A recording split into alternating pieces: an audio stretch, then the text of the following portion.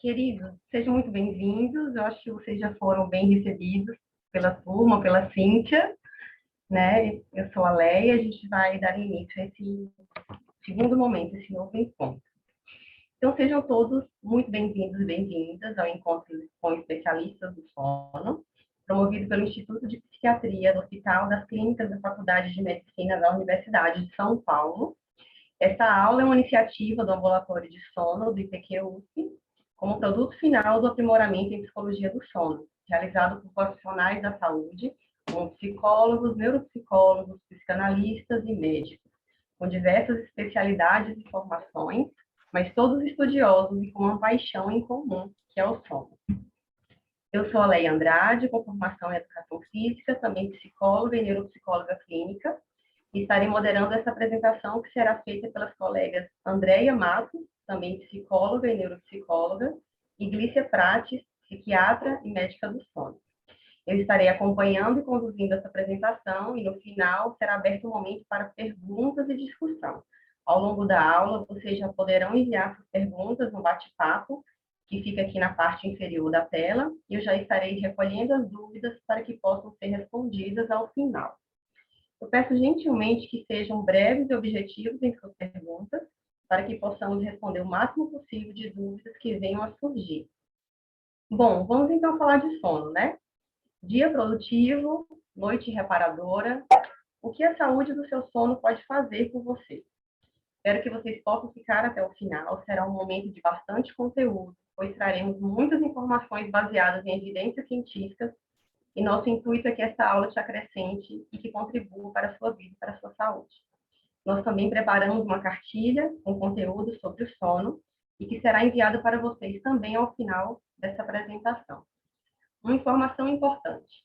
Caso ocorra alguma falha na conexão e você venha a ter algum problema para se reconectar ou entrar novamente na sala, eu peço que envie um e-mail para o mesmo endereço que você recebeu o link, ou mesmo nos grupos de WhatsApp que vocês foram inseridos, né, da inscrição, para que o nosso apoio possa ajudá-lo a retornar à sala.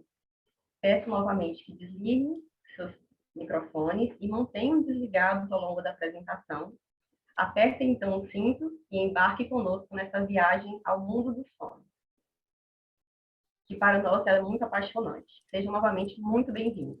Vou passar a palavra agora, nesse momento, para a Glícia Prates, nossa querida psiquiatra e médica do sono. Está com você a palavra, Glícia.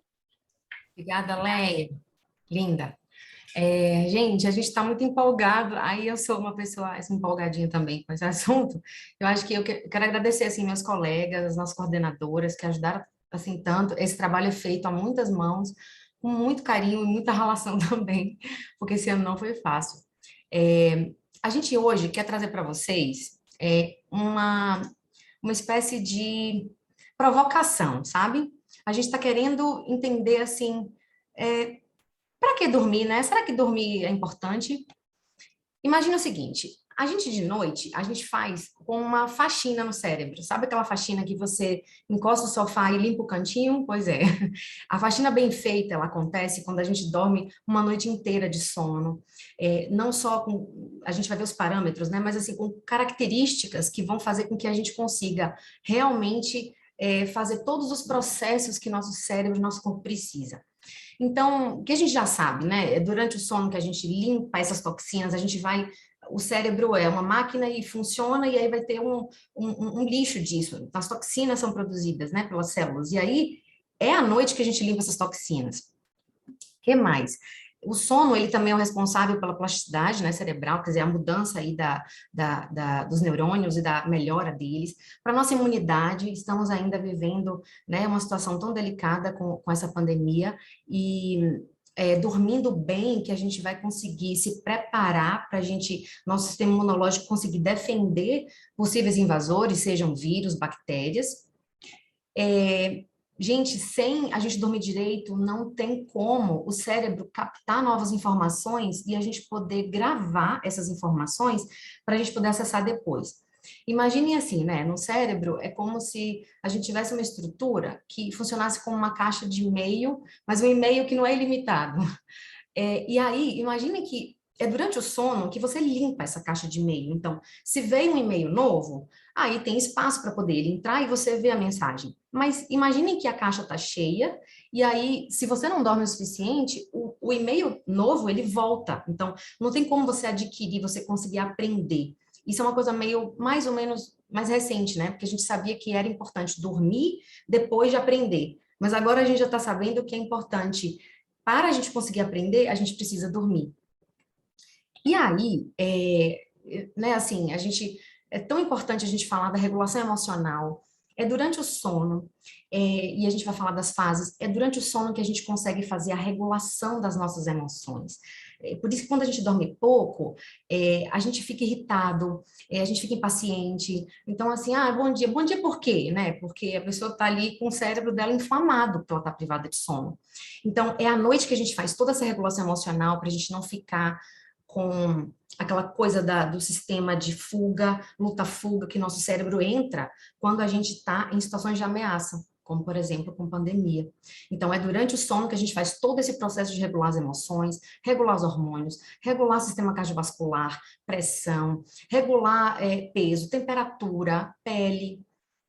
E aí, para a gente dormir bem, né, o que a gente precisa? Então, a gente hoje trouxe para vocês assim uma explicação para que vocês entendam que não é só quantidade, que a gente fala muito, né? Dormir 8 horas, será? Mas também qualidade e também ritmo. Quantidade, né? Então, vamos falar esse primeiro parâmetro. Quantas horas a gente precisa dormir para se sentir bem? Quantas pessoas fazem essa pergunta, né? Como Sandra falou na apresentação anterior, assim, tantas pessoas falam, eu preciso dormir 8 horas. É uma pergunta muito comum. Entendam assim, nós somos todos, temos características individuais quanto à necessidade de horas de sono. Apesar da gente ter uma média, que é para a maior parte da população, nós somos muito assim, diferentes em relação à necessidade, tá? Existe uma classificação, isso aqui não é patologia, certo? Isso aqui não é doença, é só uma questão de característica. A população, ela pode ser dividida em curto dormidores, médio dormidores e longo dormidores. Quem são os curto dormidores? São aquelas pessoas que nós invejamos, que eu tenho muita inveja, que tem uma mutação genética, que é a hipótese que existe hoje, que precisam dormir menos de 6 horas por noite e elas ficam bem, acordam bem e, portanto, sobram bem mais horas do dia.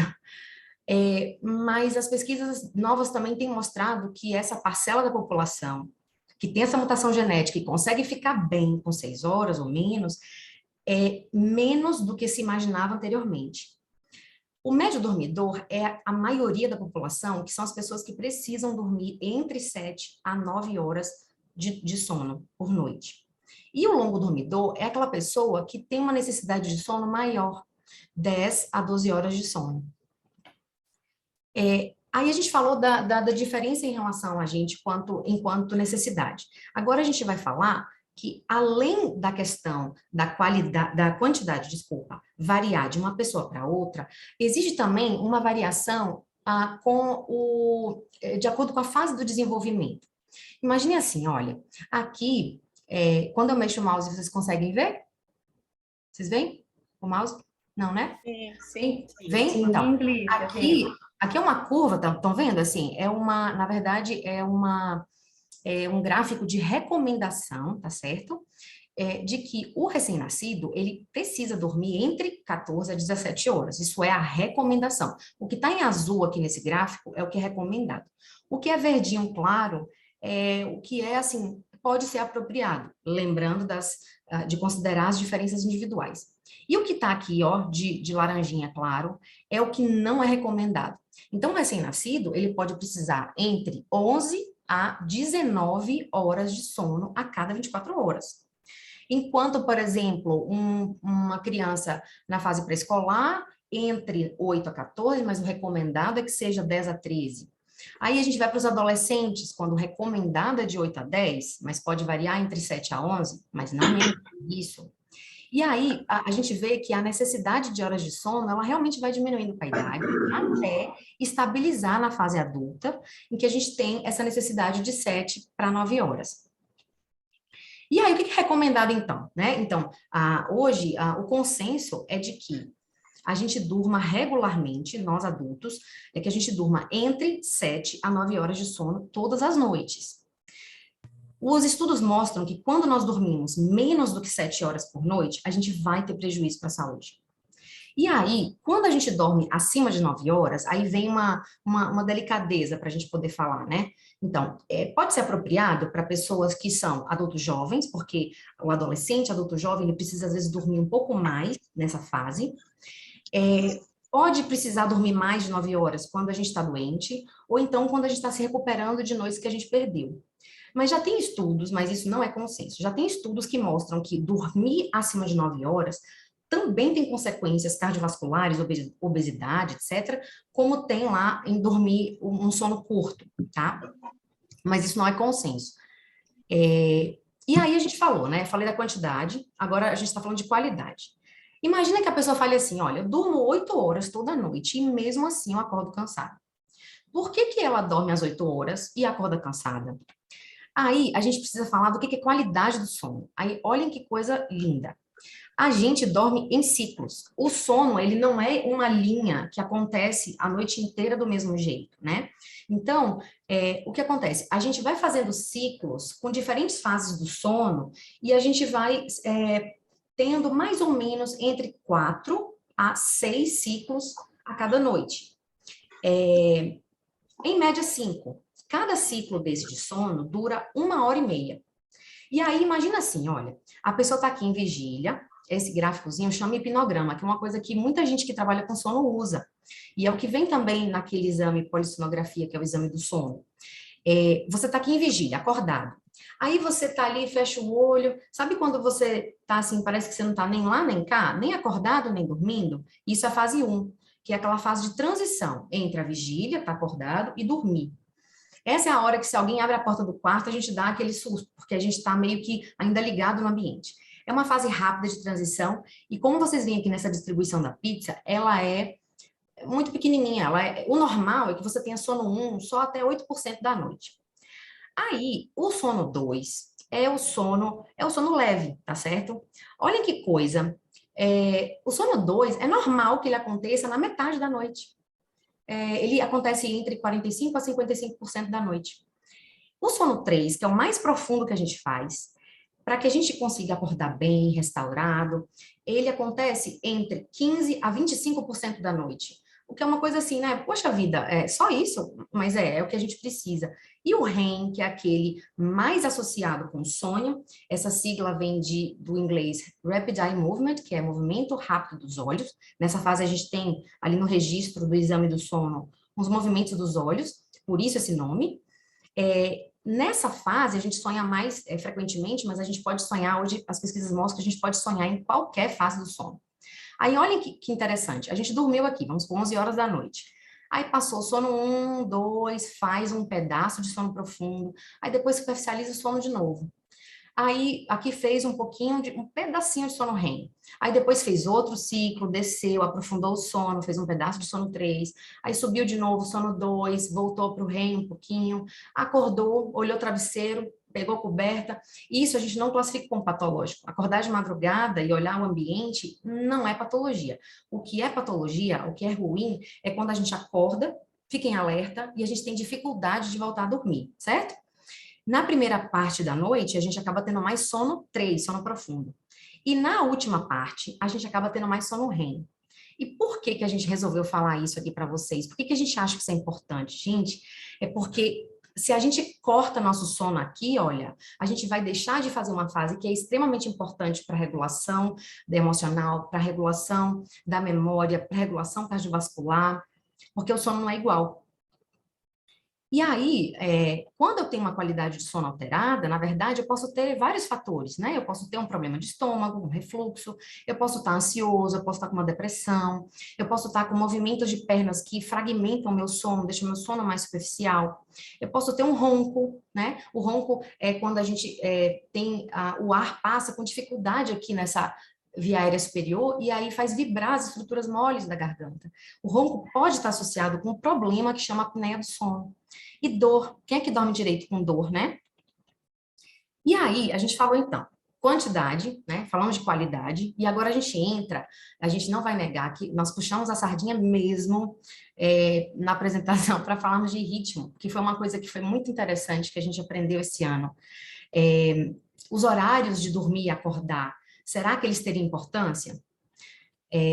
Imagina o seguinte, olha, se fosse para vocês pensarem assim, eu só quero ter uma dica, eu quero gravar uma coisa dessa apresentação. Então, só precisam gravar isso. O primeiro fator para a gente ter um bom sono é regularidade. Então, o fato da gente ter regularidade, ritmo sincronizado das nossas atividades, dessa coisa do ficar acordado e dormir, é isso que traz saúde. E, assim, faz muita diferença. Gente, vocês estão vendo a minha tela? Eu acho que descompartilhou. Interrompeu o compartilhamento. Compartilha novamente. É só compartilhar novamente, Gli. Obrigada por vocês me falarem.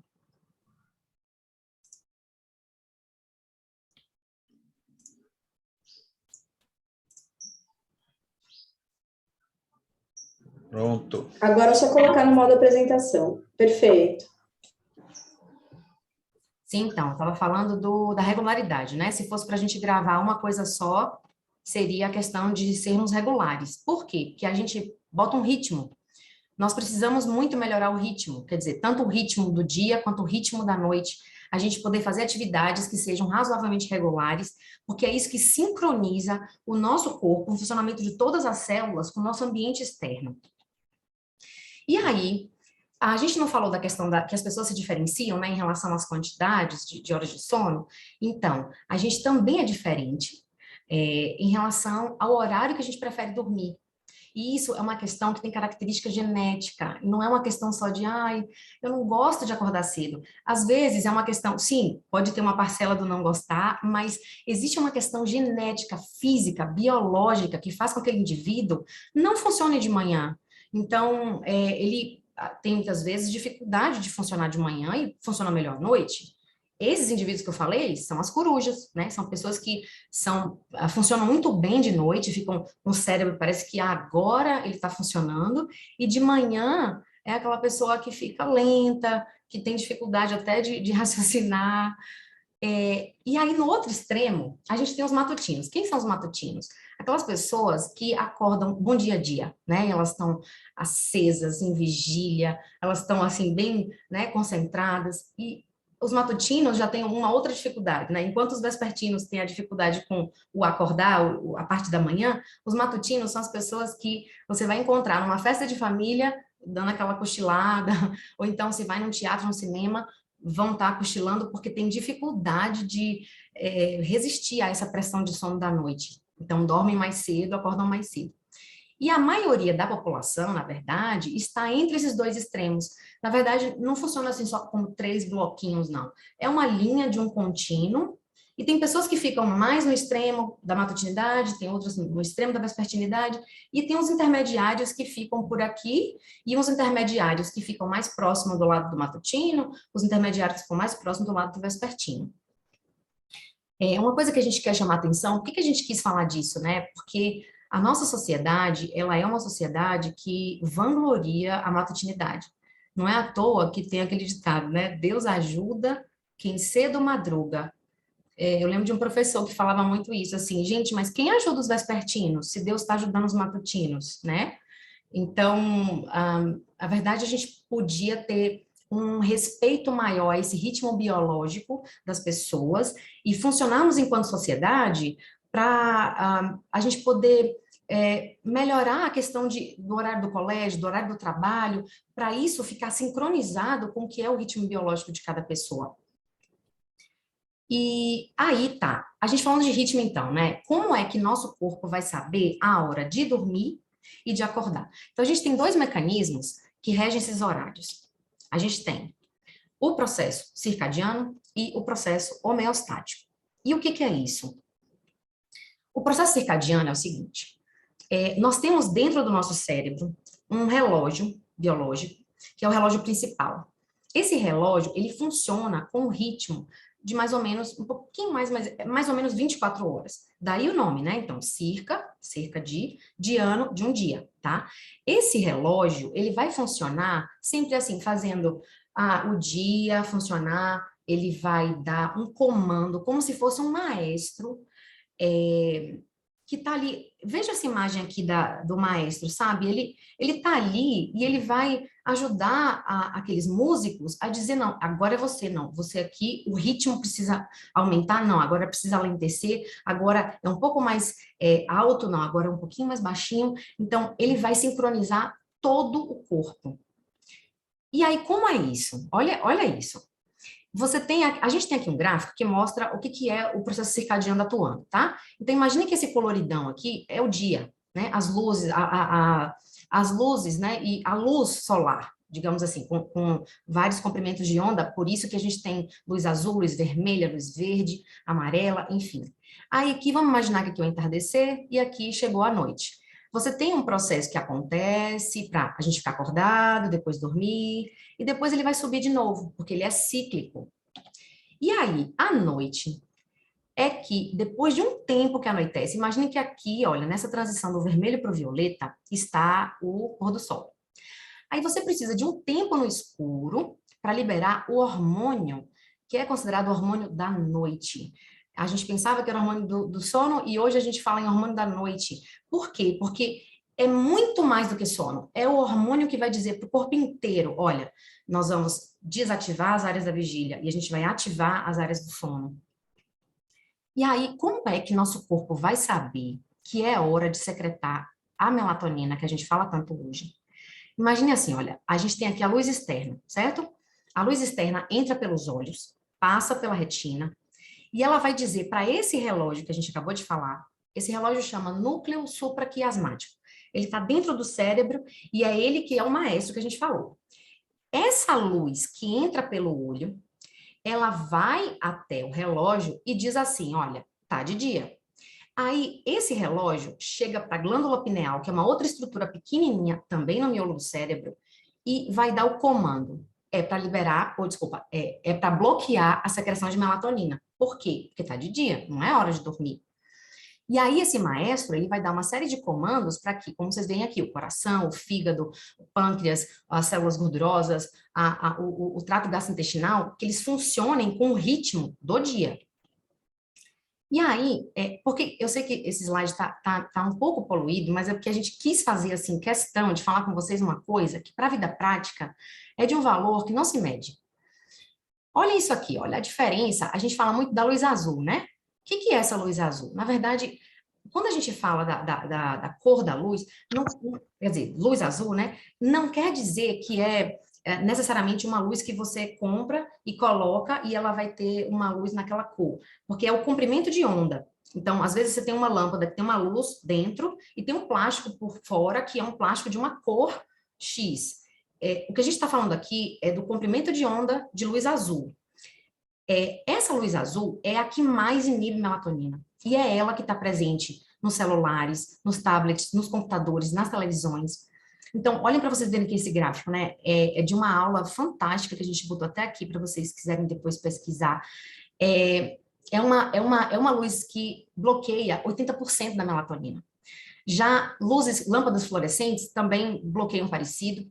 Lâmpadas halógenas, que tá aí dentro, as incandescentes, né? Elas já têm uma iluminação mais amarelinha. Elas já bloqueiam metade. Olha a diferença. E olhem que interessante.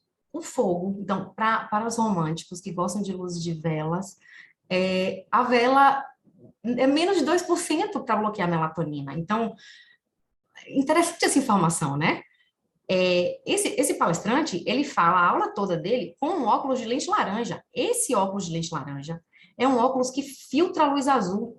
E aí ele faz essa consideração do quanto que na nossa sociedade nós deveríamos estar usando a gente não deveria estar usando óculos de sol de dia, para a gente receber toda a informação do ambiente que está vindo luz solar, e a gente deveria estar usando óculos de lente laranja de noite, para a gente diminuir o quanto que a gente está exposto à luminosidade de noite. Aqui na direita, eu coloquei para vocês só para vocês verem o quanto que cada lâmpada, né, ela vai ter, a luz, ela vai ter uma temperatura de cor. Como assim? Tem lâmpadas que são com luzes mais amarelas, elas são mais quentes. Essas lâmpadas mais amarelas, elas vão ser melhores para o nosso sono do que as lâmpadas que são muito brancas. As brancas têm muito azul. E aqui vocês veem que no extremo fica já a luz azul lá dos 10.000 Kelvin. O Kelvin, ele é só uma medida para essa temperatura da cor.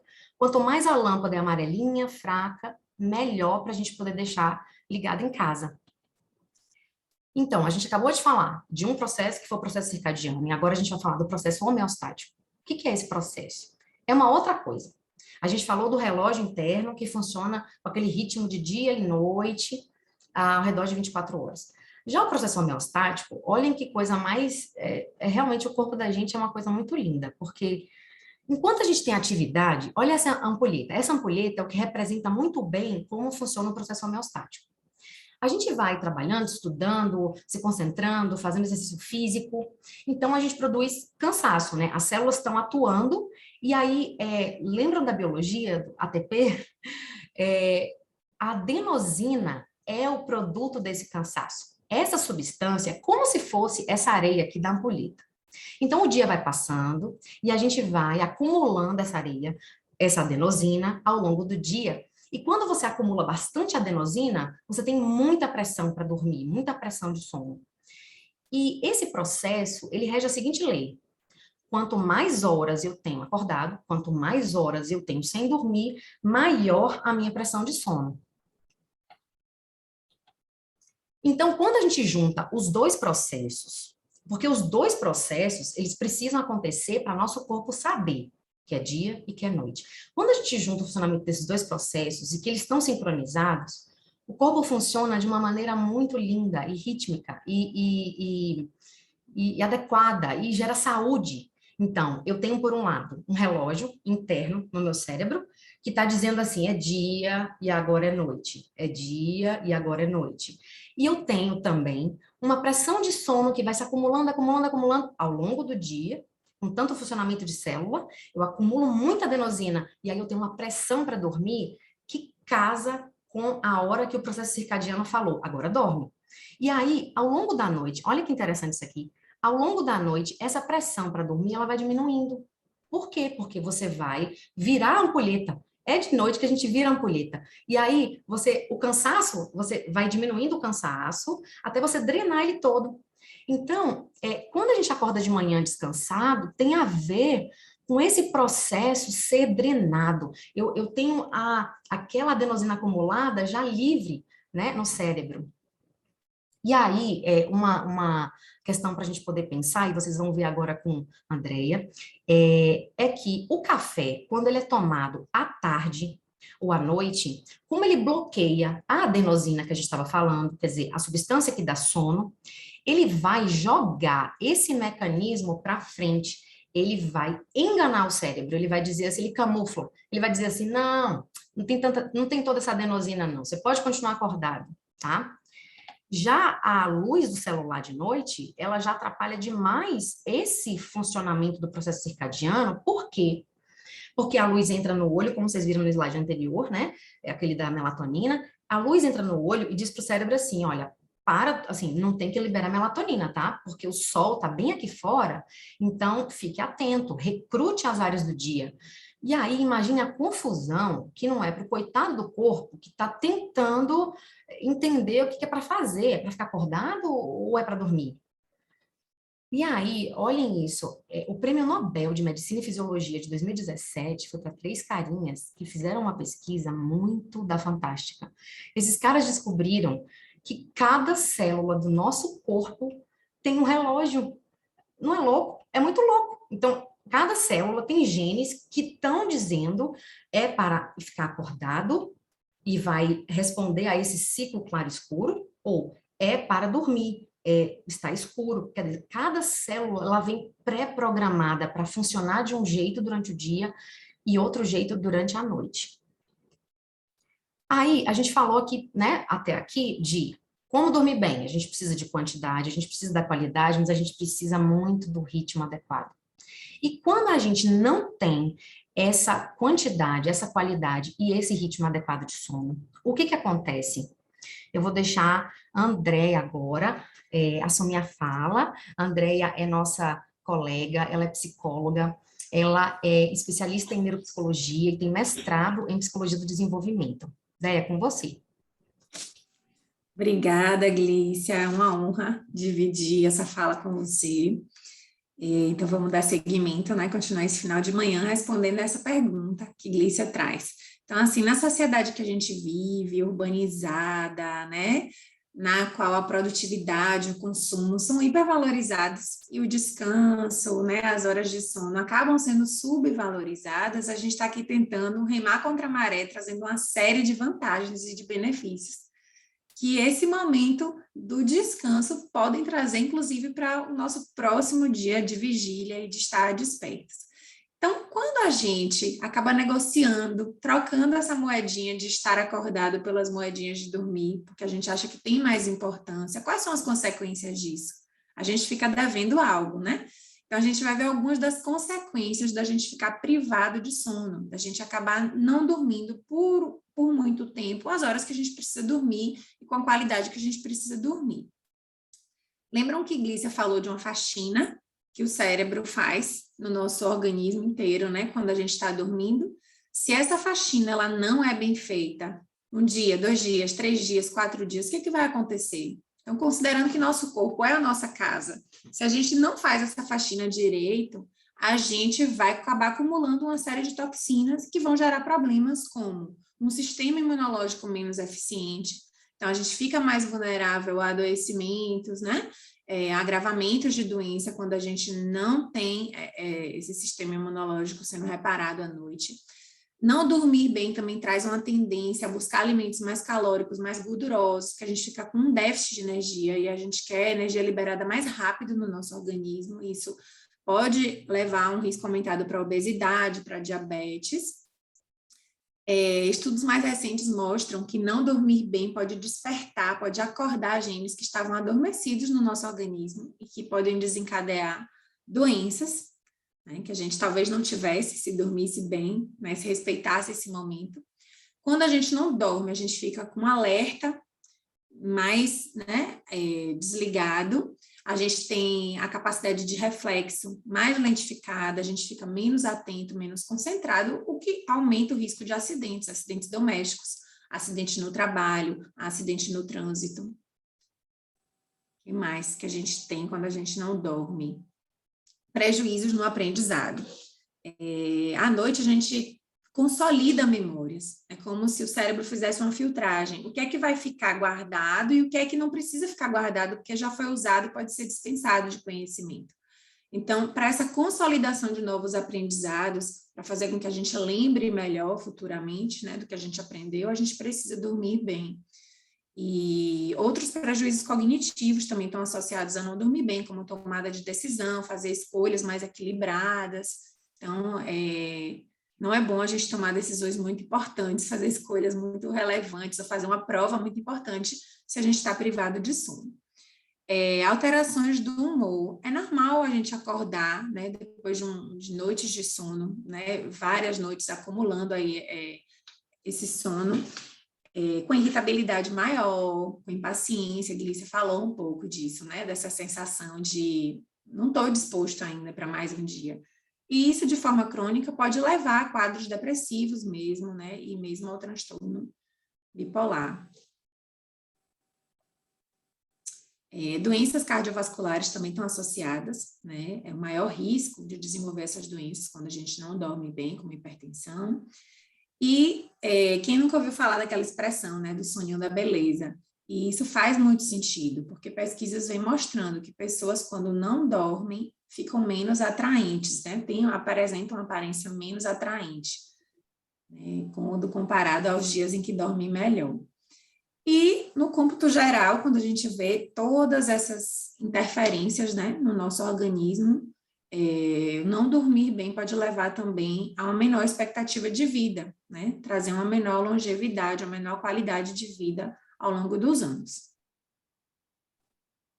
Então, o que pode causar, né, alguns dos fatores que podem causar essa privação de sono nas pessoas? O primeiro fator que a gente vai trazer são as escolhas voluntárias, são os estilos de vida.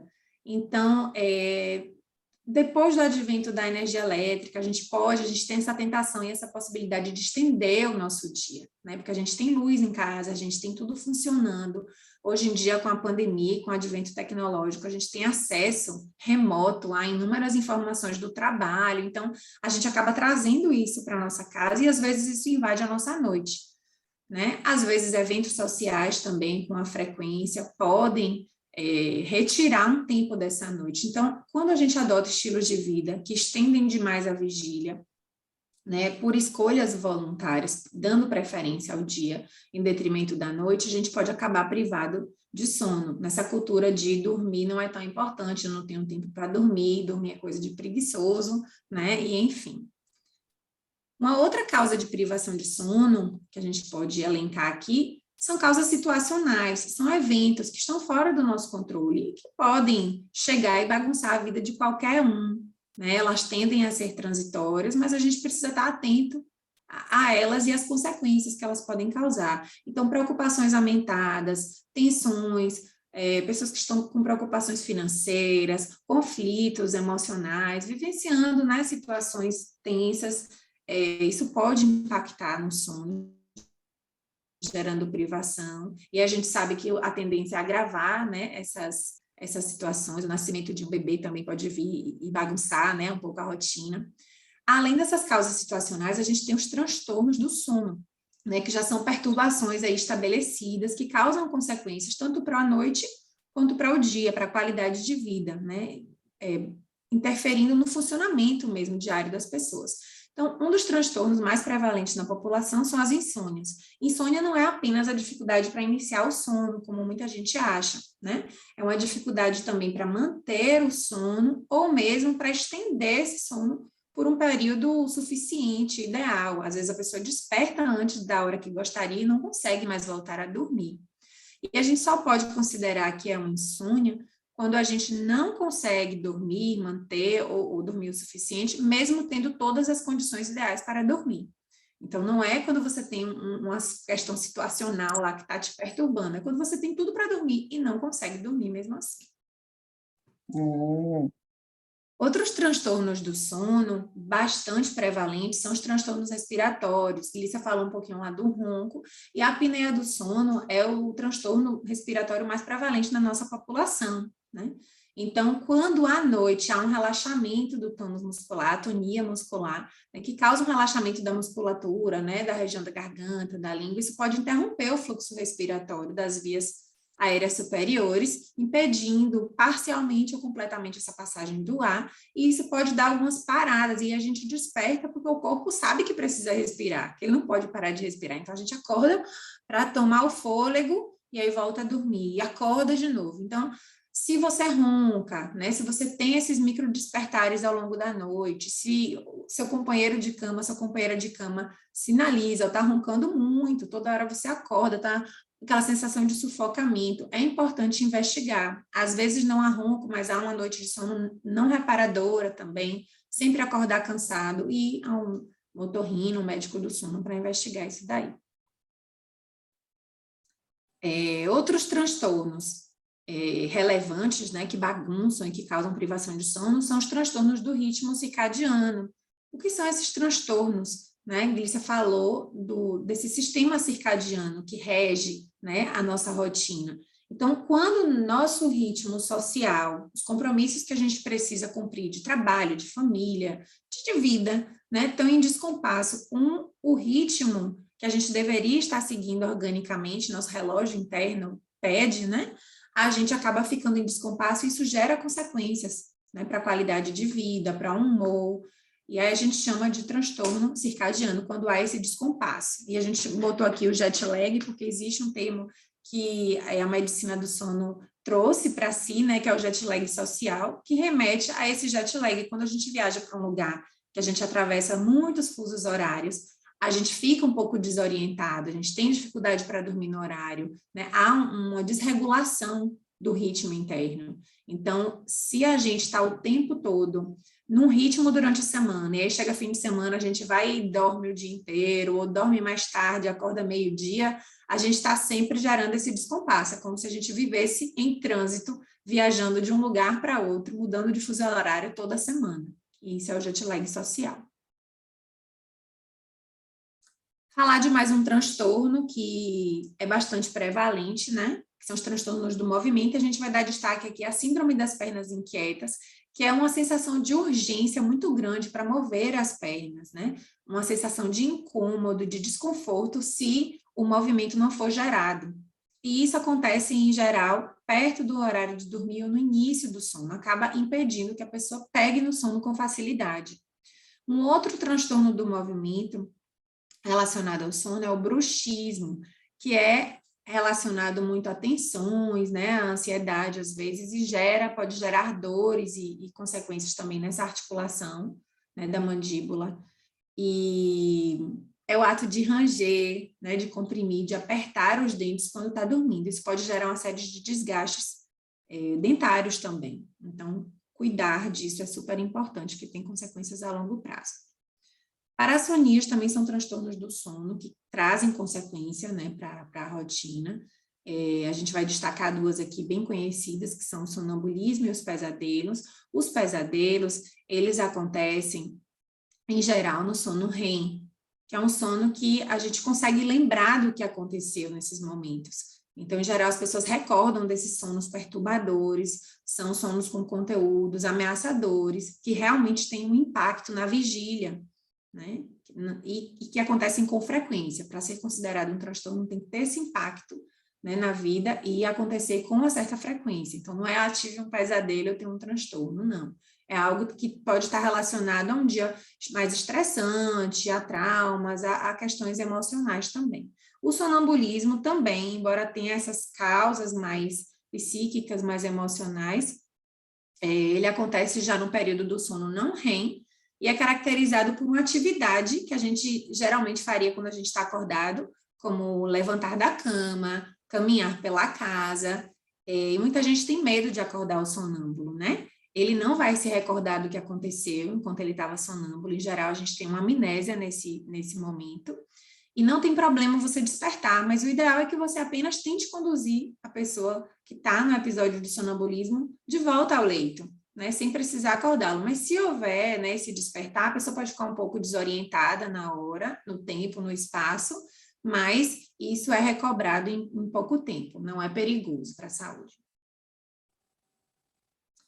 As hipersonias, né? Então, nem todo transtorno leva a gente a dormir pouco ou a dormir mal, ou a apresentar comportamentos disfuncionais durante o sono. Alguns transtornos fazem com que as pessoas durmam mais do que o esperado.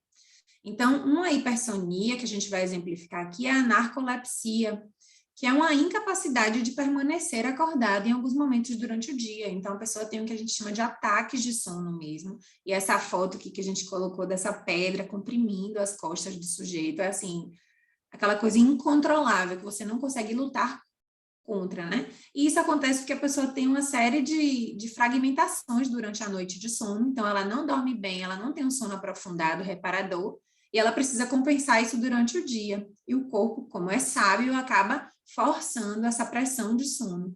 Então, a pessoa que tem narcolepsia, quando ela dorme, ela pode entrar direto já no sono profundo, diferente daquelas fases que Glice apresentou, né, com uma cadência que começa no N1, às vezes a pessoa já vai direto para o sono REM, já vai direto para o N3, porque é o que ela está precisando, né, de um sono mais reparador.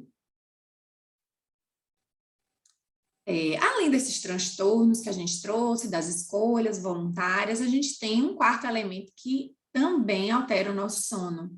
Passa mais um, Glícia, que eu acho que aparece aí o da bebida.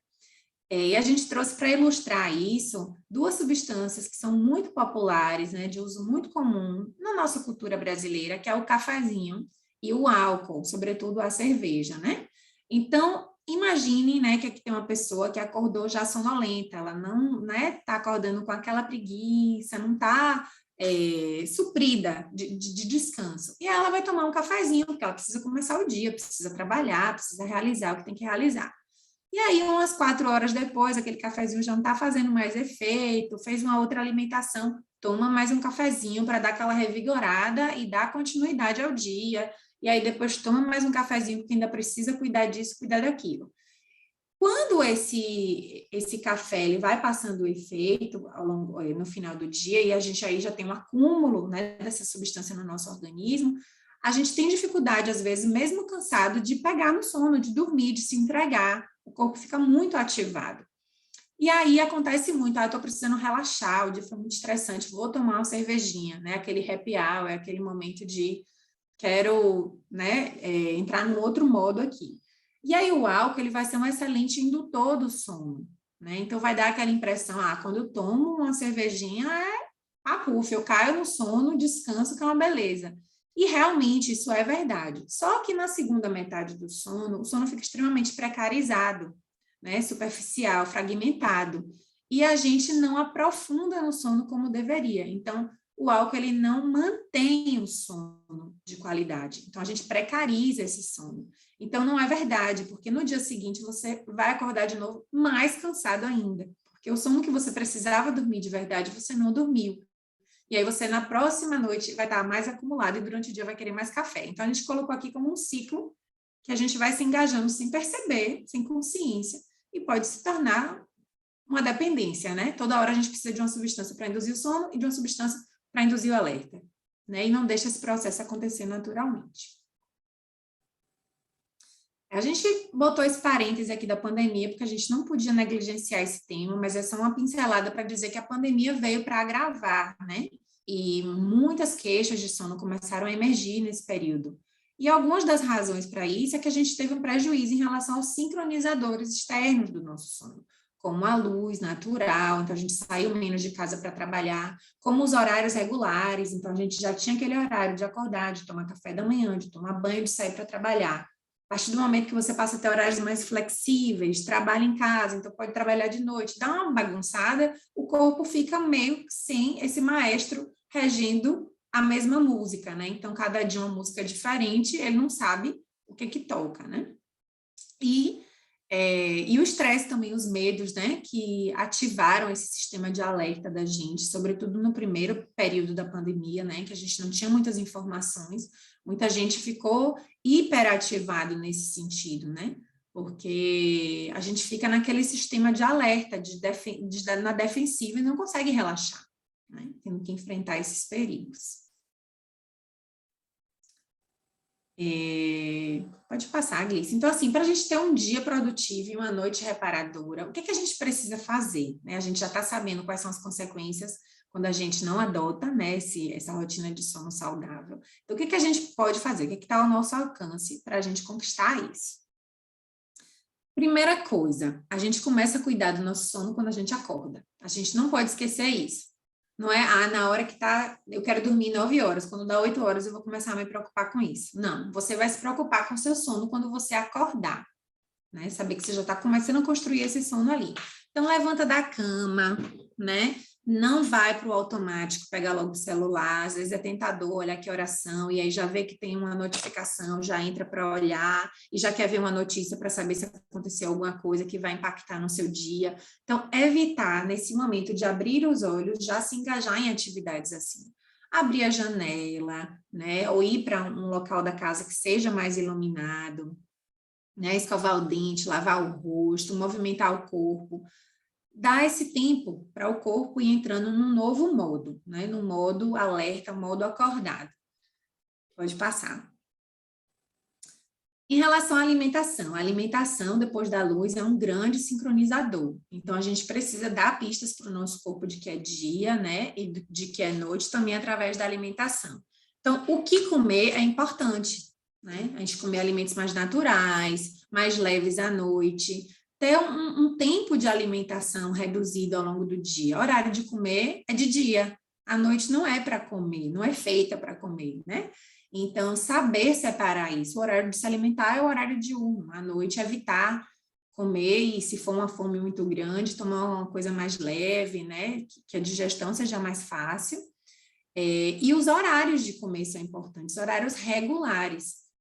Pensem assim, que se você almoça todo dia num horário diferente, seu estômago não está preparado para receber aquela alimentação. Mas se todo dia você almoça meio-dia, quando der ali 11 horas, 11h20, seu estômago já está começando a se preparar para receber aquela alimentação. Então, sua digestão vai ser mais eficiente, né? O gasto energético para fazer esse processo vai ser menor. Então, é como se você estivesse buscando o funcionamento ótimo da sua máquina, né? Se você fizer as coisas de forma mais regular.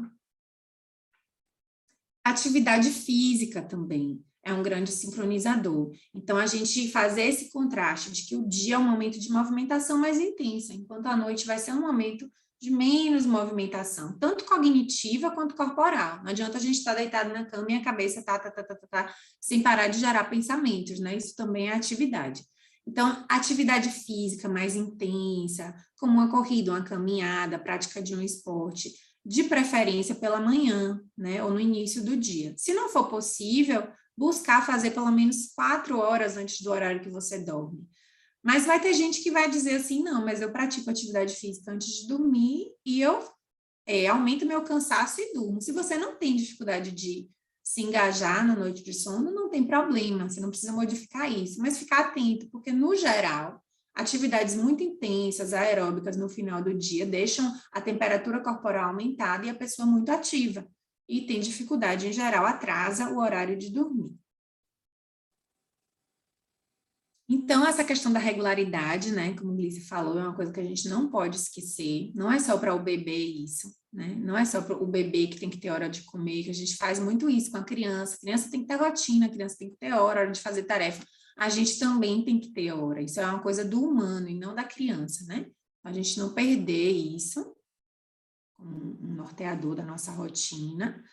E a gente sabe que a gente vive uma vida, no geral, muito estressante, né? Tem muitos fatores que a gente precisa considerar aí, e que quando a gente para e silencia o mundo lá fora, que a gente entra no quarto para dormir, no geral, esse barulho interno, ele começa a aparecer, né? Quando a gente para um pouco, pausa, a gente começa a lembrar de tudo que a gente precisa fazer, do que a gente não fez, das culpas que a gente tem, dos medos que a gente tem. E se a gente deixar isso invadir esse momento, a gente vai estar perdendo tempo de regular-se emocionalmente, que é o que ajuda nesse processo, né? Então, vira uma bagunça.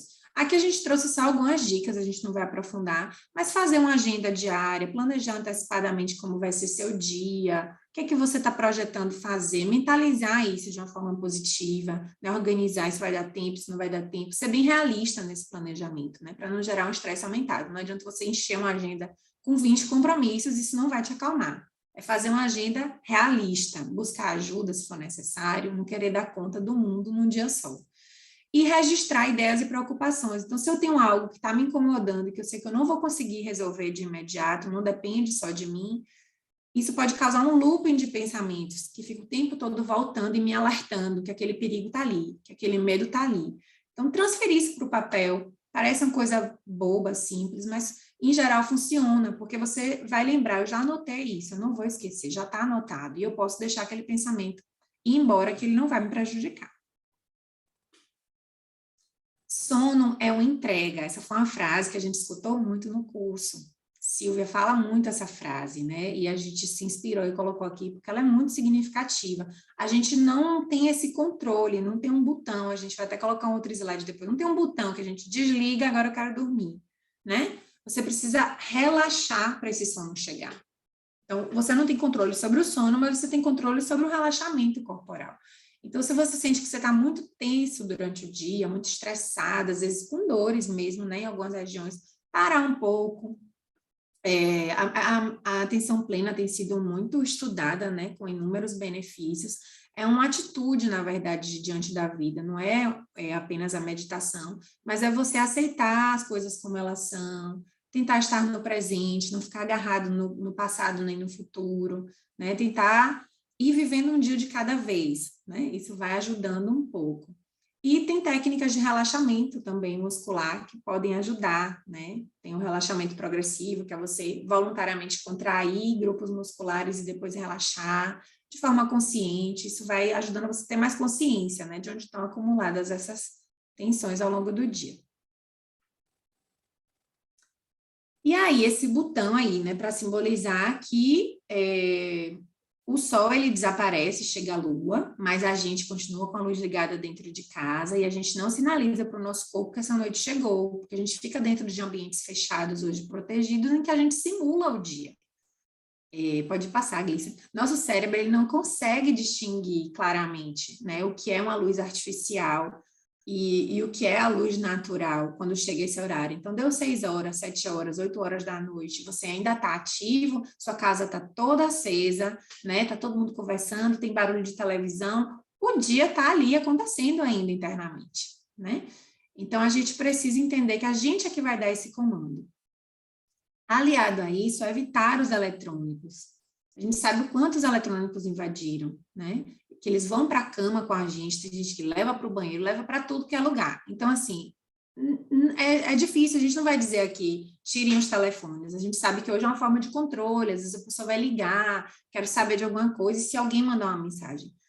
Mas já tem estudos mostrando que só a expectativa de que uma mensagem pode chegar pode te manter acordado. Então, mesmo que você deixe o celular longe, né, perto da porta do quarto, não está à sua mão, mas só o fato de você estar pensando, né, que algo pode chegar, que você pode estar perdendo algo, já faz com que você não durma. Então, o ideal é dissociar mesmo aparelhos eletrônicos do quarto. Se isso for viável para você, faça. E evitar essa exposição, né, à luz azul, né, que Glícia já trouxe muito bem, perto da hora de dormir, porque ela vai interferir na produção de melatonina e vai interferir nessa sinalização de que já é noite, né? Então, pelo menos 1 hora antes de dormir, tirar esses eletrônicos. Cultivar um ritual, né, que seja frequente, repetido, que o corpo entenda que a partir do momento que você vai diminuindo as luzes da casa, diminuindo os ruídos, os barulhos, que você escova seu dente, toma um banho, veste aquela roupa, né? Se aninha num lugar mais tranquilo, seja um sofá, seja uma mesa, que aquilo ali já é um prenúncio de que a noite vai chegar, né? Nosso corpo vai entendendo esses sinalizadores comportamentais também. Então, ter esse ritual, né, na hora de dormir, de preferência sempre nos mesmos horários, ajuda a desligar esse botão, né, da vigília.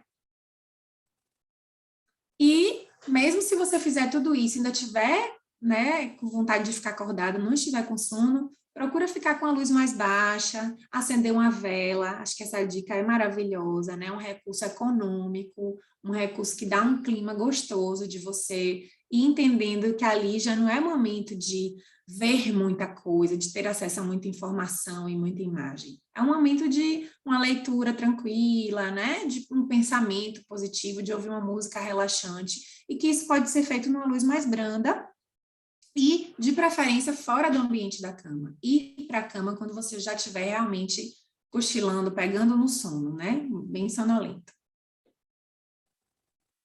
Então, a mensagem final que a gente quer deixar é assim: capricha no contraste. O que é dia, e o que é noite, é noite. E a gente é maestro disso. A gente precisa dizer para o nosso corpo o que é dia e o que é noite. Então, se o maestro se ausenta, a orquestra toca aleatoriamente e faz aquela bagunça, o som não fica bonito, não fica afinado, né?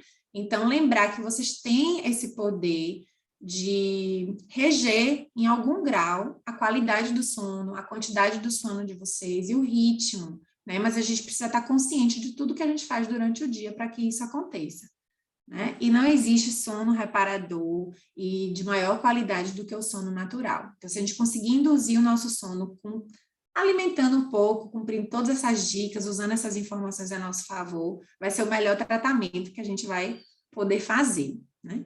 Se isso não for suficiente, a gente sabe que às vezes a pessoa não dorme bem porque não está conseguindo dormir bem, né? Tem coisas que estão realmente fora do nosso controle, e aí é importante buscar ajuda profissional. Hoje a gente tem inúmeros especialistas em sono, né? Já tem muito conhecimento acumulado sobre isso, tem tratamentos específicos, processos diagnósticos específicos. Então, buscar o psicólogo do sono, o odontólogo do sono, médico do sono, fonoaudiólogo do sono, fisioterapeuta do sono. A gente tem no site da Associação Brasileira do Sono uma série de profissionais certificados, listados por região. Não hesitem, né, em buscar essa ajuda, esse apoio, se for necessário. E aqui a gente colocou para ilustrar, né, quem quiser aprofundar, quem ficou curioso aí sobre esse tema, tem o Guide to Meditation na Netflix, que é um programa para ajudar, né, no processo de relaxamento. Tem essa dica de leitura, que tem alguns TED Talks também desse mesmo autor na internet, para quem quiser assistir, e alguns aplicativos, o Sleep Up e o Vigilante do Sono, vocês podem ir lá futucar para ver se interessa, se ajuda vocês de alguma forma. E aqui nossa turma, né, todas essas pessoas lindas aqui contribuíram, colaboraram na construção dessa apresentação, do nosso conhecimento coletivo, né, a gente está junto desde o começo do ano, se reunindo para aulas, para discussões, para, enfim, supervisões. Foi uma riqueza muito grande esse momento aqui, não simboliza apenas essa aula pública, mas o nosso encerramento, né? E encerramento do curso, porque os vínculos, eles vão ficar, eu não tenho dúvida, né? Foi muito especial essa formação. Queria agradecer a quem está aqui e a todos esses colegas incríveis que fizeram isso acontecer. E essas são as nossas coordenadoras, né? Agradecer em especial aqui a Bel, que é uma pessoa muito parceira. Isabel é aquela pessoa que organiza tudo, que fornece todas as informações, que está sempre disponível, que manda a nota da gente meia-noite, muito disponível mesmo, muito querida, né? E Silvia, que foi nossa coordenadora e nossa supervisora em todos os processos, também obrigada por todo, né, todo o conhecimento. E aí a coordenadora também do PQ, e enfim, agradecer a vocês e chamar a Léa para falar das perguntas, né, e conduzir o debate, se for dar tempo ainda, já são 12h26. Ok, bom dia a todos, quer dizer, já são 12h26, boa tarde a todos. Pude, durante a apresentação, anotar bastante perguntas, algumas muito parecidas, eu vou fazer mais ou menos algumas perguntas com o mesmo tema, vou estar direcionando para os colegas, os profissionais também. Eu vou começar com a Glícia, então, tá? Fui perguntado algumas vezes sobre o uso da melatonina, se ele é prejudicial ou não. Ai, que pergunta rica. Tomara que eu consiga dar uma resposta à altura da pergunta, mas assim, peço aos colegas todos, viu, se puderem me ajudar e complementar, e Silvia, enfim. Na verdade, assim, olha, nenhuma melatonina é mais poderosa e mais eficaz do que a melatonina que o nosso cérebro faz para a gente. Ela é feita sob medida para a gente. E aí, o que não faz o menor sentido é a gente estar tomando tanta melatonina, porque a gente recebe isso tanto no consultório, né? As pessoas, não, eu tô tomando melatonina. Parece que é uma coisa que, sim, ela pode ajudar em determinadas situações, mas não faz o menor sentido a gente tomar melatonina exógena de fora, o comprimido, e a gente não está fazendo isso que foi o tema dessa aula, sabe? Assim, a gente precisa, em primeiro lugar, reforçar nossos hábitos, sincronizar os nossos ritmos e ter essa regularidade. E aí, quando essas medidas comportamentais, elas não estão sendo suficientes, a gente sempre aconselha para que a pessoa busque ajuda. Ela tem que entender, ela precisa tomar melatonina, mas por quê? Em que dose? E quanto tempo? E em qual horário? E não essa coisa de sair, compra a primeira que acha na farmácia, e aí, não, isso aqui vai melhorar meu sono, que eu li que a melatonina é muito importante. Tem um livro muito interessante, depois se vocês quiserem, eu compartilho aqui no chat o autor, que ele fala muita coisa da melatonina, e o mais importante mesmo é a gente reforçar a nossa secreção endógena. A gente precisa pensar no que é mais difícil, que é mudar hábito. Às vezes a gente quer a melatonina comprimido e esquece de mudar hábito. Vamos primeiro focar no hábito. A gente está querendo ir para o caminho mais difícil, mas é o caminho mais impactante para a gente ter saúde. Perfeito, Lícia. Eu vou continuar com você, tudo bem? Se alguns colegas quiserem contribuir também, gente, vamos lá. Eu vou juntar duas perguntas que, na verdade, vão falar sobre fases diferentes, né, de idade. Mas é basicamente assim, o excesso de sono em adultos e idosos tem consequências? E também se poderia falar, por exemplo, nos adolescentes, se o ritmo de acordar e dormir, ele é mudado nessa fase, ok? Adoro. Que perguntas maravilhosas. Assim, olha, primeiro da idade, né? Então, isso é uma coisa que realmente, quando eu também soube dessa informação, isso me deu um choque, assim, porque antes a gente aprende lá, né? Ah, não, tem um longo dormidor, então aquela pessoa que precisa dormir muito. Mas o que que a ciência está mostrando?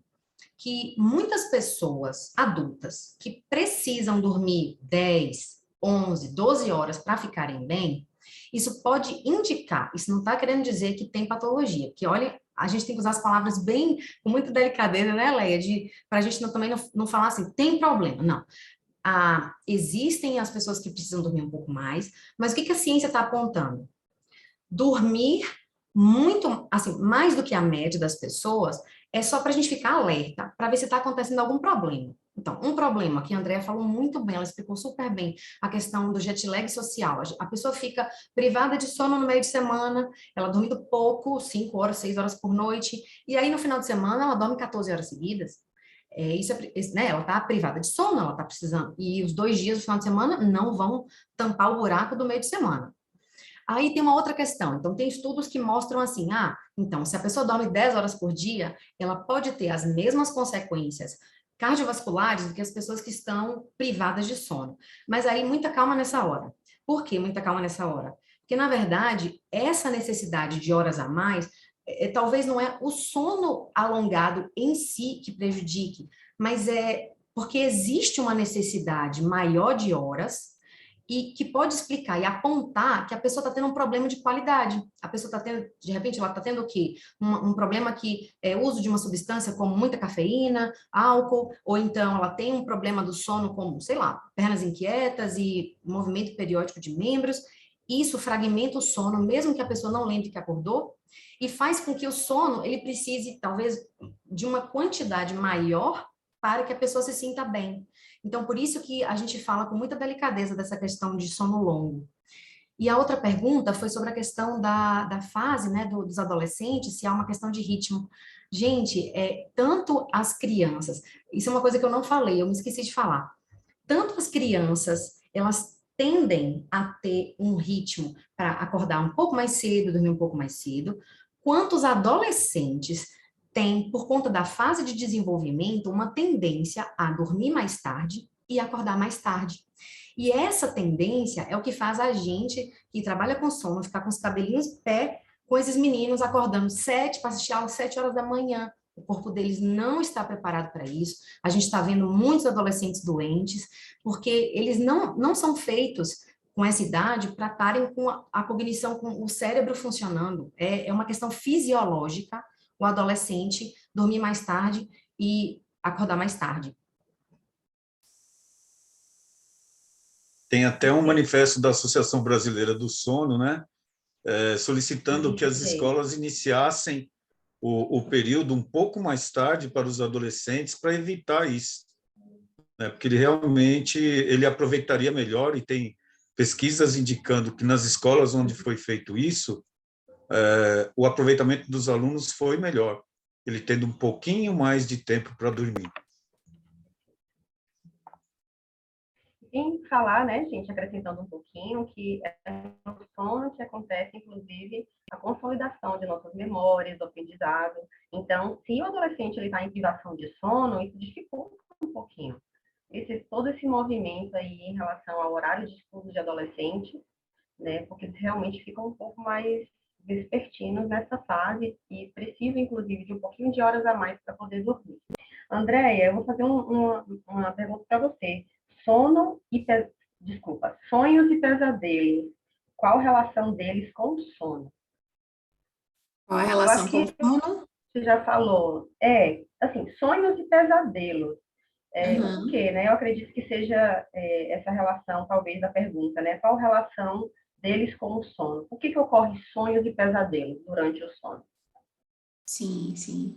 Então, assim, hoje já se sabe, né, que os sonhos, eles não acontecem só numa determinada fase, mas são sonhos de tipos diferentes, digamos assim, né? Os sonhos mais vívidos, os sonhos mais intensos, que a gente constrói em redes mais complexos, tendem a acontecer no sono REM, enquanto sonhos que às vezes a gente não lembra tanto, né, são sonhos mais superficiais, relacionados mais a alguma coisa da rotina, ao que foi feito, e cada sonho desse tipo de sonho, cada fase dessa vai ter uma função. Então, os sonhos têm função no nosso sono, né? Então, eles acontecem porque eles têm, de fato, uma função. relacionada à regulação emocional, relacionada ao aprendizado de novas informações, à consolidação de memórias. Então, os sonhos são extremamente importantes. Os pesadelos, né, eles em geral acontecem nessa fase do sono REM, são sonhos intensos, né, emocionalmente, e estão relacionados não só ao sono, mas a eventos que estão acontecendo, talvez conscientes ou não, né, mas que estão afetando emocionalmente a pessoa que tem pesadelos durante o dia. Então, quando vai se investigar, no geral, essas pessoas têm alguns resquícios de traumas, de eventos, né, muito impactantes, de um sofrimento emocional ali, que às vezes não é consciente, mas que está emergindo nesse sono. Então, o pesadelo, talvez ele tenha uma função também de alertar, né, para que algo não está bem emocionalmente, né, é um alerta para você cuidar dessa saúde emocional e psíquica em algum momento, porque não é normal você ter sonhos perturbadores, né, que causam impacto de você acordar e ainda ficar vinculada àquelas imagens e aqueles medos que aconteceram à noite. Então, não sei se respondi, se alguém quiser complementar. Perfeito. Mas eles têm função, né, eles acontecem na noite porque eles têm uma função. Isso. Lembrando também que através de psicoterapia do sono, ou psicoterapia, né, especificamente, esses sonhos e pesadelos são conteúdos muito importantes para serem trabalhados, inclusive para a diminuição, né, da frequência desses pesadelos. Em psicoterapia é possível trabalhar esses pesadelos, tá, gente? André, vou aproveitar a sua fala, porque você falou muito bem sobre o sonambulismo, e tem uma pergunta que fala sobre: existe tratamento para o sonambulismo? Existe, e as abordagens são mais não farmacológicas, né? Assim, identificar qual é a causa é importante, e aí vai ser provavelmente em psicoterapia, nessa investigação, né, que vai se descobrir clinicamente mesmo, né? O que é que pode estar causando esses pesadelos, né? Qual a frequência, quais os conteúdos, o que é que emerge ali, né? Quais são essas mensagens, né, que ele está deixando, que mensagem protetiva é essa, né? Uma mensagem de proteção, é um alerta, né? Você, no momento de relaxamento, gerar uma tensão, um medo, né? Uma coisa, um conteúdo assustador. Então, identificar isso em psicoterapia talvez seja, né, o primeiro passo a dar. E aí, claro, se estiver associado a uma ansiedade aumentada, a um processo traumático muito intenso, pode ser que seja necessário aliar a alguma medicação, mas não para o sonambulismo em si, não, para o pesadelo em si. Você falou pesadelo ou sonambulismo, agora eu não Eu sei. esqueci de falar, sonambulismo. Uma pessoa perguntou Sonambulismo, se... tá. A Glícia também pode Pronto. complementar, tá, Glícia? Porque tem um tratamento Sim, específico, sim. né, sobre o sonambulismo. Se tem e como se dá esse tratamento para sonambulismo. Sim, pode complementar então, Glícia, porque eu misturei agora pesadelo com sonambulismo. Imagina, mas você falou muito bem, na sua fala, na apresentação, você falou da questão da conduta, né? Então, primeira coisa, o sonambulismo, ele é muito mais prevalente nas crianças do que nos adultos. Algumas crianças levam isso para a fase adulta, né? E aí, o que a gente indica? Quando são episódios muito pontuais, pouco frequentes e que não deem tanta repercussão para o sujeito, a gente sempre pede mudança de ambiente em termos de deixar o ambiente mais seguro. Então, assim, muito cuidado com apartamentos altos, né, em andares muito altos, e aí a gente pede tela de proteção, muito cuidado com a porta. Tem pessoas que, dormindo, elas saem de casa e andam e pegam carro. Então, é muito importante que a gente cuide da segurança do ambiente. Aí, uma outra orientação que a gente dá é: muitas vezes, os episódios de parassonias, em geral, como o Dea falou muito bem, né, das sonambulismo, enfim, existe despertar confusional, existe o terror noturno, eles são despertados por conta de privação de sono, né? Então, se a pessoa está privada de sono, dormindo menos do que ela precisa, ela tem mais facilidade de ter um episódio de sonambulismo do que se ela não tiver privada de sono.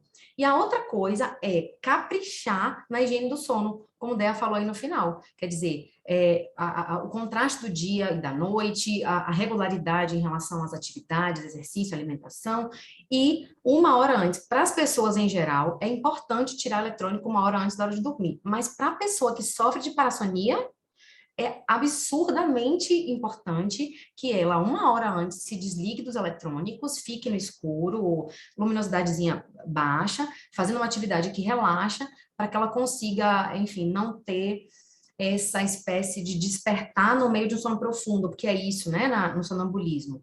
E aí, sim, quando tudo isso não funciona, aí a gente pode medicar usando dose bem baixinha de clonazepam, que é o famoso Rivotril. Mas é coisa baixa, dose assim, 1 gota, 2 gotas, doses baixas. Ok.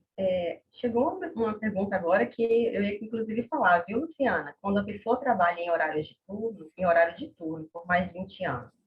O Vinícius fez 2 perguntas que eu vou unir as duas, tá, Vinícius? Eu vou, inclusive, começar um pouquinho por ela e as minhas colegas vão complementando. Ele perguntou assim: eu sou mais produtivo à noite, como fazer o meu cérebro entender que é hora de dormir quando eu acabo de trabalhar de madrugada? Ele ainda perguntou: máscara de dormir ajuda o ritmo circadiano para quem vai dormir de madrugada? Então, vamos lá. Eu, particularmente, pensei, a princípio, aqui 3 informações muito importantes para dizer para vocês. Existe uma diferença bem grande entre vespertinidade, onde o ritmo dessa pessoa tende a ter uma ativação maior, digamos assim, um desempenho maior no final do dia e pega um pouquinho mais para o final do dia mesmo. Existe uma diferença também entre vespertinidade e trabalho em turno, que a Luciana, né, que perguntou agora, e diferente também de comportamento desadaptativo. Né? Se a gente for pensar aqui sobre trabalhadores em turno, por exemplo, o Vinícius perguntou, eu não sei se o Vinícius é um trabalhador em turno, então, trabalhadores em turno são aquelas pessoas que precisam estar trabalhando durante a noite, durante a madrugada. Né? O que a gente viu, inclusive, ao longo desse ano, é que tem algumas medidas para poder se prevenir a nível de ter uma melhor qualidade do sono, mas a gente também pode dizer de uma forma muito sincera que todas essas medidas, ela vai deixar menos ruim, como uma professora, né, muito amada nossa falou, talvez deixar o sono menos ruim para essas pessoas que trabalham durante a madrugada, porque isso vai de frente contra a nossa realidade no sentido de condição humana. A gente faz parte de uma natureza, de um ecossistema, a gente precisa da luz. Nós somos literalmente animais matutinos, né? Diurnos, eu diria assim. Então, Vinícius, te respondendo, a máscara pode te ajudar a dormir, pode te ajudar a dormir independentemente de quando você for colocar a sua máscara, talvez possa ajudar no sentido de não entrar luminosidade, né? Se você for dormir mais cedo ou mais tarde. Mas se você, por exemplo, for um trabalhador em turno, o que a gente indica, por exemplo, assim que sair do trabalho, assim que sair do plantão, né? Se possível, não colocar óculos escuros, se expor o máximo possível à luz azul, né? Ao sol, a essa luminosidade diurna. E aí, quando você chegar em casa para dormir, tentar simular um ambiente o mais próximo possível, como se fosse à noite. Né? Então, são medidas como essa, por exemplo, entre outras, como, por exemplo, existe a Glícia, por gentileza, ou a Silvia, eu esqueci o nome do aparelhinho, mas é um aparelhinho que é comum para algumas pessoas, que pode ter um pouco de estímulo luminoso durante uns 20 minutinhos ali antes de sair para casa. Fototerapia. Ativar Fototerapia. É isso. Obrigada, é isso mesmo, tinha esquecido da palavra. A fototerapia, então, se expõe um pouquinho a essa luz antes de sair, inclusive é uma forma de evitar, por exemplo, problemas, inclusive no trânsito, como acidentes, etc. Tá? Agora, Vinícius, se você está dormindo de madrugada, eu não sei se é o caso, gente, mas assim, entrar pela madrugada trabalhando, estudando e etc., se isso for realmente tudo avaliado bem direitinho, e for constatado que esse é um comportamento desadaptativo, que é o que a gente chama, é um tipo de comportamento que a gente chama de perpetuador, por exemplo, de uma insônia. Né? Existem comportamentos que fazem com que perpetuem uma dificuldade de iniciar, de se manter dormindo, por exemplo. Né? Então, talvez mexer no comportamento, no sentido de tentar fazer o máximo possível de higiene do sono, de comportamentos que te levem a ter uma qualidade na vigília, para que à noite você consiga ter uma melhor qualidade de sono. Tá? Meninas, se vocês quiserem compartilhar mais alguma informação nesse sentido. Posso só complementar uma coisinha que você falou uma coisa Pode muito importante? sim. É porque muita gente Sim. pergunta assim, né?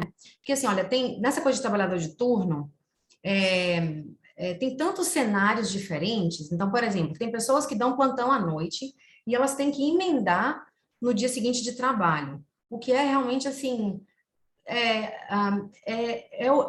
péssimo para a saúde dela. Então, aí, ela indo para um outro trabalho, seria muito bom fazer exatamente isso, né, que você já tinha mencionado, de vamos sincronizar o ritmo, ela vai estar com sono, ela está privada de sono, mas ela se expõe à luz solar, à luz azul, e tenta não usar óculos escuros pela manhã para poder ela ir para o outro trabalho. Agora, se, por exemplo, ela tem a oportunidade, ela trabalha de noite como um vigia noturno, um segurança, uma pessoa numa portaria, que na verdade está ali pagando com a saúde dela para nós nos sentirmos seguros, né? É uma coisa que é duro, né? Assim, mas e todos precisamos, enquanto sociedade, de pessoas que estão aí trabalhando de madrugada. Mas a questão é, se ela trabalha à noite e aí ela vai para casa para tentar dormir, aí nessa situação ela, no final do plantão, nas últimas horas, tentar não ligar a televisão, aí pode usar o óculos de lente laranja, que é o que mais bloqueia a melatonina, ou óculos de sol mesmo, para quando sair do plantão ela conseguir mimetizar a noite. A gente sabe que dá repercussão mesmo assim, mas para que ela consiga descansar em casa. O pior cenário de todos é privação de sono. A gente vê assim, olha, o ideal é o sono regular, 7 a 9 horas, durante o período noturno. Mas, se a pessoa não tem essa oportunidade, é melhor que ela encaixe cochilos, é melhor que ela descanse muito mais no fim de semana. Mas o pior cenário é ficarmos sem dormir o que a gente precisa e não tentar compensar. Isso. E aí até a Luciana agora falou se a possibilidade, né, de ter algum tipo de transtorno desencadeado por trabalhar em turno, né? A gente está aqui fazendo questão de repetir, Luciana, para todos que trabalham em turno, eu sugeriria, assim, de verdade, procure um profissional da área de sono, um médico de sono, pode ser um psicólogo do sono, enfim, que possa te orientar, inclusive, de como você pode manejar o seu dia, de como fazer ações e comportamentos para poder intensificar o seu sono, no sentido de ter sono o máximo de qualidade possível e ter alguns comportamentos ao longo do seu dia que pode te ajudar a te manter alerta quando você for dormir, diminuindo, assim, a probabilidade de ter transtornos. Mas, sim, trabalhar muitos anos, inclusive, em turno, pode gerar transtornos, sim, tá? Eu vou passar uma pergunta específica para a Silvia, nossa coordenadora. O sono durante o dia tem os mesmos benefícios do sono que ocorre durante a noite? A Silvia está por aí? Muito bom. Não, Oi. sono... Oi, Obrigada, Silvia. Léa. Não, o sono da noite é o sono mais reparador, né? Nós somos animais diurnos, e aí o nosso sono ele acaba tendo uma qualidade melhor à noite. Inclusive, eu já vou aproveitar e emendar algumas perguntas, né? Que fizeram, que tem a ver com esse assunto, sobre o tempo de sono profundo uma pessoa fez. Isso é um percentual. A qualidade do sono ela é dividida em 4 fases, que foi mostrado, sono 1, 2, 3 e sono REM. E essas fases ela tem uma proporção específica, é isso que vai dar uma qualidade de sono e uma sensação de tempo e de reparação. É o tempo de sono somado a essa distribuição adequada. Uma vez privado de sono, a pessoa tende, na noite seguinte, às vezes 2 noites subsequentes, conforme o tempo de privação de sono, a haver uma recuperação. Essas fases do sono, elas têm uma alteração na distribuição, há um aumento do percentual no sono REM, aumento do percentual no sono de ondas lentas, que também é chamado de sono 3, e aí uma diminuição no percentual dos sonos mais superficiais. 1, 2 noites de sono é suficiente para poder recuperar essa privação de sono.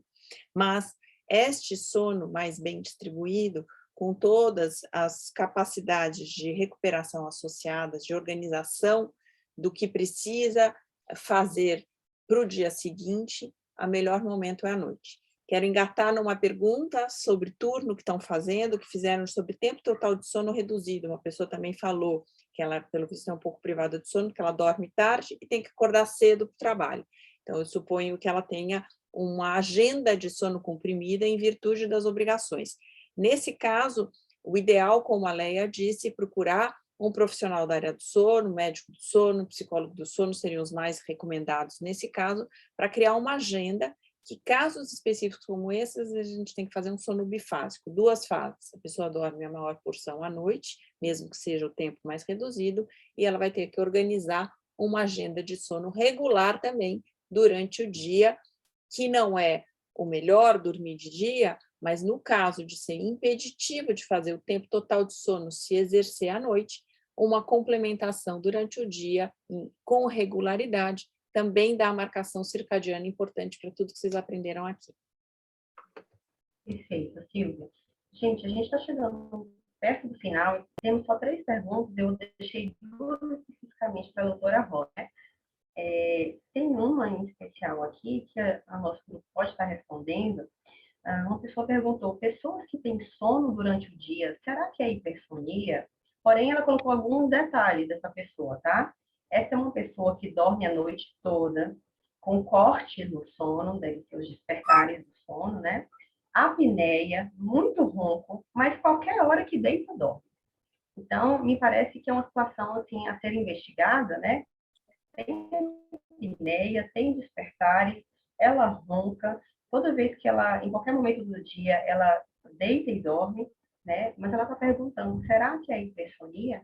Alguém gostaria de responder essa pergunta? Não, eu Doutora respondo, Rosa? eu respondo, é ótimo, claro. vamos lá.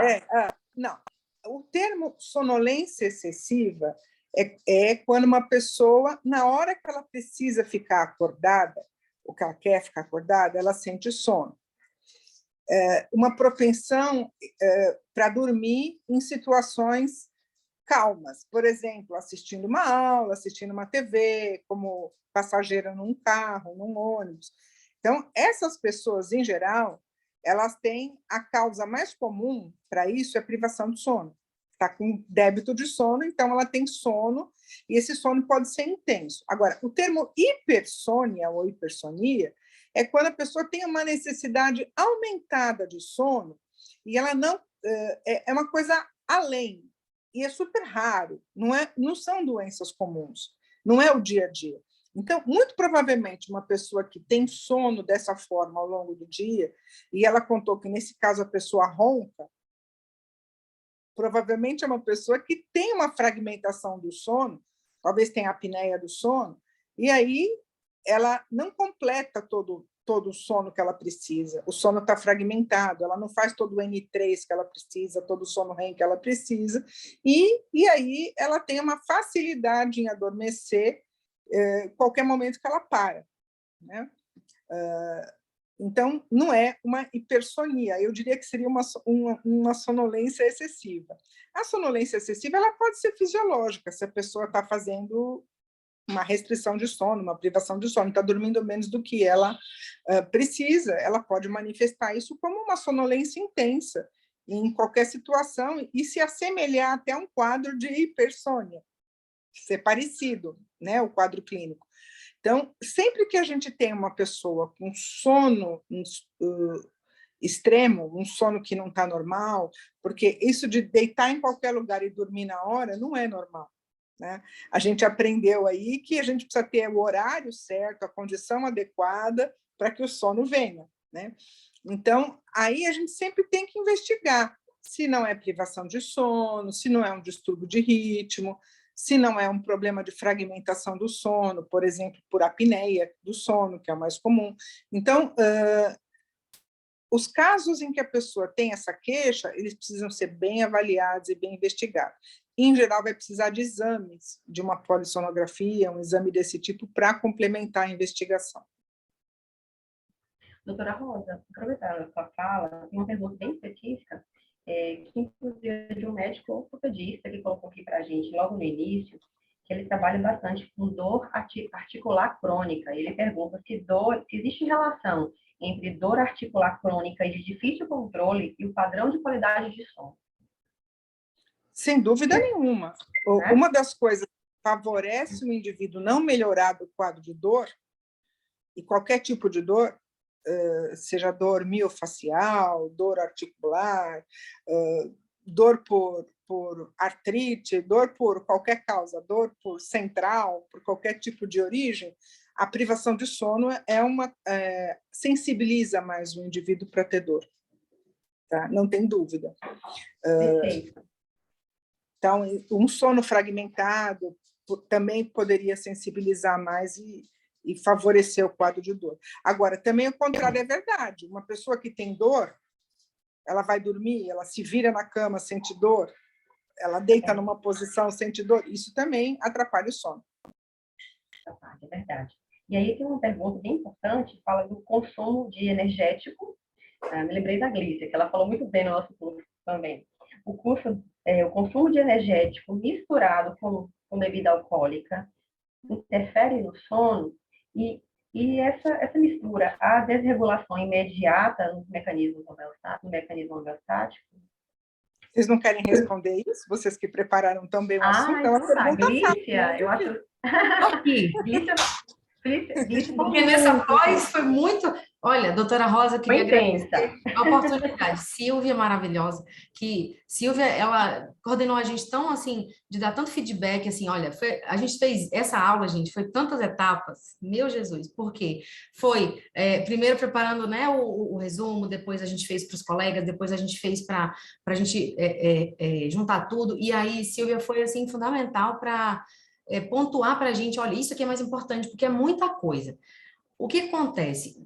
Nessa questão do energético com álcool, é um perigo e as pessoas fazem porque faz muito sentido, né? O que acontece? A gente viu que o café, a cafeína, o energético, que tem muita cafeína, ele vai camuflar o cansaço. Ele vai ocupar os receptores dos neurônios que vão receber a adenosina, lembram? Que é o que dá o cansaço e dá o sono. Quando o café, o energético, ocupa esse receptor, ele bloqueia a ação da adenosina. Então, ele te dá uma falsa impressão de que você está acordado, que você vai estar focado, que você vai estar, sabe, assim, que você está com energia. Só que é uma informação falsa. Então, o energético à noite, ele vai simplesmente te deixar ligado, mas aquela areia da ampulheta, a adenosina, ela continua se acumulando. Aí, olha o perigo. Por que você está tomando o álcool com energético, você acaba tomando, no caso, o álcool é um depressor do sistema nervoso central, né? Ele vai fazer você ficar relaxado, inclusive, como o Dea falou muito bem, ele induz o sono, mas é um péssimo mantenedor, quer dizer, ele vai comprometer a qualidade do sono. Mas enquanto a pessoa está bebendo o seu uísque com o energético, ela consegue beber mais. Por quê? Porque a cafeína do energético está dizendo, olha, tá massa, a pessoa tem mais dificuldade de perceber a coisa do tá tomando álcool, tá ficando alegrinha, tá passando a conta. Ela consegue beber mais por estar tomando a cafeína junto. Então acaba que por conta dessa ação, a pessoa pode ter mais consequências em relação à intoxicação, tanto pelo álcool, quanto também a gente lembrar que os energéticos, por terem muita cafeína, a pessoa é uma causa de muita arritmia cardíaca em jovens, né? Esse consumo dos energéticos. É basicamente isso, assim, não sei se ficou claro? Sim. Perfeito, Felipe. Gente, alguém tem mais alguma pergunta? Eu acho que algumas já estão sendo respondidas, inclusive pela Silvia aqui direto no chat.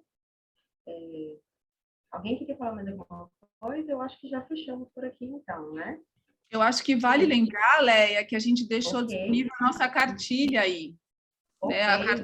A cartilha aí, com as informações básicas e bem assim ilustrativas para o nosso dia a dia, para a gente tentar ter um bom sono assim, de qualidade. Está no chat, no bate-papo. E outra coisa, uma pergunta que eu acho que é importante, é uma das primeiras que fizeram sobre dor e sono, se tem relação, tem bastante relação, muitas vezes a insônia que está associada, e tratar a insônia é uma prerrogativa também para auxiliar no processo de dor, tá? Não, às vezes não resolve o problema de dor, mas ajuda também na qualidade de vida. E existem também algumas abordagens de práticas associadas a mindfulness também para auxiliar na dor, né? Assim como também na insônia. Perfeito, gente. Bom, eu acho que nós estamos caminhando para o fim, né? Quero agradecer a todos por terem ficado até esse momento aqui com a gente. né? Praticamente iremos já a 1h da tarde. Nos desculpe pelo transtorno inicial, precisamos mesmo fazer uma troca de sala aqui do Zoom. Agradeço a nossa coordenadora, toda a turma, a todos vocês que se prontificaram em estar aqui em pleno sábado, junto com a gente, sabendo um pouco mais, conhecendo um pouco mais desse mundo de sono, que realmente é muito apaixonante. E aguardem também, através dos e-mails de vocês, que através daqui do chat, algumas pessoas já estão baixando a cartilha, mas também vai para vocês por e-mail também, tá? Obrigada a todos, um bom dia, um restante, né, de bom sábado, bom final de semana, e até a próxima. Abraço para vocês. Abração, turma, já estou com saudade. Ah, verdade. Beijo, muito obrigada por tudo. Nossa turma é muito legal. Muito bom, muito bom. Obrigada, gente, por assistirem no sábado. Tanto tempo, né? 2 horas no sábado, meu Deus. É... Obrigada.